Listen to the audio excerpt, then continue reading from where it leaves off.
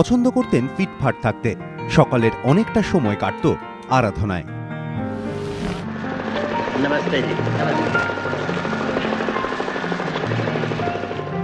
তিনি সেলিব্রিটি, মহানায়িকা, আড়ালে থেকেও ছিলেন অনন্ত কৌতূহলের কেন্দ্রে। তবুও সুচিত্রার ব্যক্তিগত জীবনে কোনো আড়ম্বর ছিল না। সহজ সরল অনাড়ম্বর জীবনই তিনি চালনা করতেন। বাইরের কোলাহল কখনো তার নীরব নিভৃতিকে স্পর্শ করতে পারেনি। এটাই ছিল একান্ত অবসরে সুচিত্রার স্বেচ্ছা নির্বাসন। এই রুটিন থেকে গত 3 দশকে তাকে কেউ কখনো বিচ্যুত হতে দেখেননি।